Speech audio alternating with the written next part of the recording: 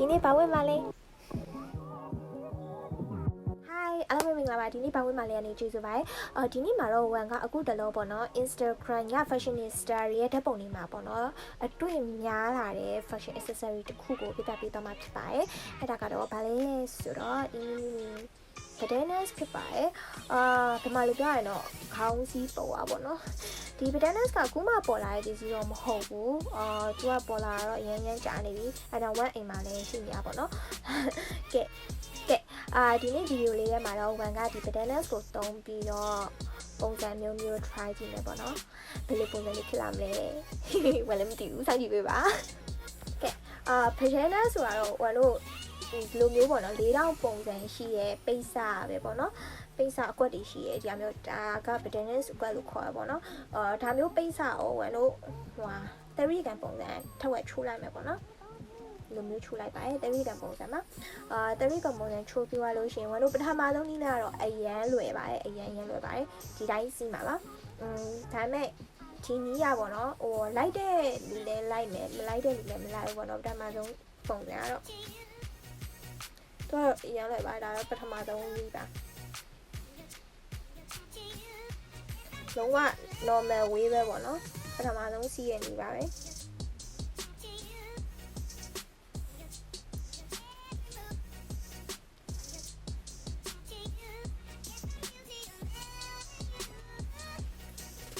ဒါတော့ပထမဆုံးနည်းပေါ့နော်အစီးများရဲ့နည်းပါဒီဟာမျိုးစီးလို့ရင်ပေါ့နော်နည်းနည်းနိုင်လေးစီးပြီးပို့ပြီးအဆင်ပြေမယ်လို့ထင်ပါတယ်ဘာဖြစ်လို့လဲဆိုတော့ဒီကောင်ကလွယ်လိုက်အရင်ကြီးရမယ်နဲ့တူတယ်ဒီကောင်ကအပေါ်စီးလိုက်လို့ရှိရင်အရင်ကြီးရပါတယ်အဲ့ဒါလိုမျိုးနိုင်လေးစီးရပို့အဆင်ပြေပါလိမ့်မယ်နိုင်လေးနဲ့ပေါ့နော်ခေထောက်ကဲဒုတိယနည်းရကြတော့ဝန်တို့ခုနဒီလိုမျိုး30ကန်ခေါက်ချိုးပဲပေါ့နော်30ကန်ခေါက်ချိုးပဲသုံးမယ်ဒါပေမဲ့ပထမနည်းနဲ့မလိုက်တဲ့လူတွေပေါ့နော်ဒုတိယနည်းကိုသုံးလို့ရပါတယ်ဘာလို့လဲဆိုတော့ဒုတိယနည်းကကြနည်းနည်းလေးမိမပူဆန်နေပြီပြောမယ်ဝန်ဒီအနောက်ကစပင်းတွေကိုရှုံလို့တင်လိုက်မယ်နော်တင်လိုက်မယ်ပြီးလို့ရှိရင်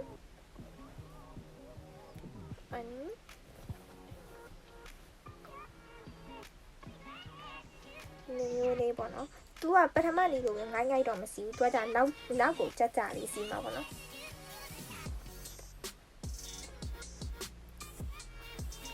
မျိုးစီလိုက်မယ်ပြီးလို့ရှိရင်ဝင်ဒီနောက်ကဟာပြန်ဖြီလိုက်မယ်ပေါ့နော်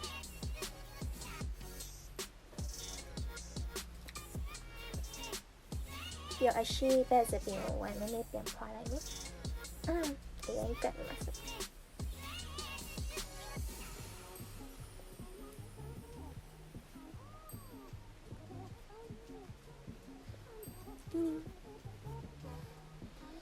ဒါတော့ထောက်ဝက်စီးနီးပါ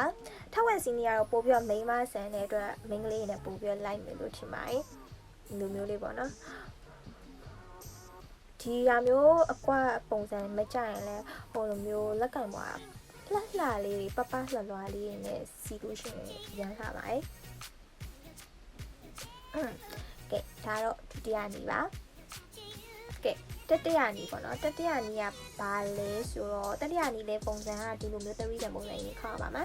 ပြီးလို့ရှိရင်30ကန်ကိုမှလိုမျိုးချိုးလိုက်ပါလိုမျိုးပေါ့နော်တပြားခောက်မယ်ပြီးရင်နောက်ထပ်တပြားထပ်ခောက်မယ်30ကန်ကိုလုံးဝခောက်ထားပါလိုမျိုးအပြားလေးဖြစ်သွားအောင်လုပ်လိုက်ပါ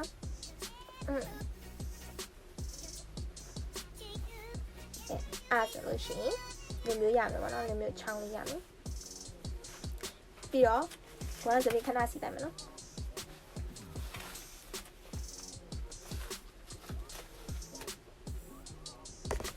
ဒီနည်းလေးတရားရတော့ဒီအချောင်းမှာဒါတော့ hair band လို့ပဲပေါ့နော်ဒီကုတ်လို့ပဲဟိုအမျိုးစီးရနည်းနည်း over ဖြစ်မယ်လို့ထင်ဒီအမျိုးလေးစီးကြည့်လေအဆင်ပြေပါတယ်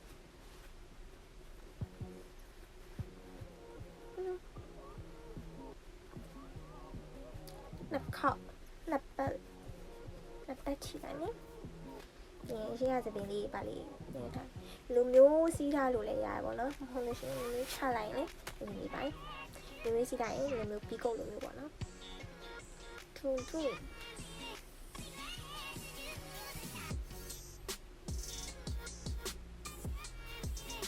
အဲ့ဒါနော်လူမျိုးပြီးကုတ်လိုမျိုးပြားလေးရမှာပါကဲ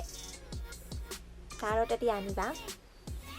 တတိယနည်းဒုတိယနည်းနဲ့တတိယနည်းအားကြတော့ main လေးတွေအတွက်အဆင်ပြေမယ်လို့ထင်ပါတယ်ဒီဟာမျိုးလေးဆိုရင်ဟိုအရင်လည်း over လည်းမဖြစ်ဘူးကြည့်လိုက်လို့ရှိရင်ပြီးကုတ်လေးလိုပဲပေါ့နော်အရင် over မဖြစ်ဘူးပြီးတော့မိုက်တယ်ပေါ့နော်အဲ့ဒါတော့ဒီနေ့ဗီဒီယိုလေးကတော့ဒီလောက်ပါပဲနောက်ပတ်ပေါ့နော်ဘလို့ပစ္စည်းမျိုးတွေနဲ့ထပ်ပြီးတော့လောင်းလဲဆိုတာတော့နောက်ပတ်ဆက်ပြီးတော့ကြည့်ရှုပေးကြပါအဲ့လိုကြီးဖို့အတွက်ဝဲရဲ့ page လေးဒီနေ့ပါဝင်မှာလဲကို like and share follow လေးပြုလုပ်ပေးကြပါပြီးတော့ဒီဗီဒီယိုလေးကိုကြိုက်တယ်ဆိုလို့ရှိရင် YouTube မှာ like လေးပြုလုပ်ပေးကြပါကဲအားစင်တော့နောက်အပတ်ပြန်တွေ့ပါမယ် bye bye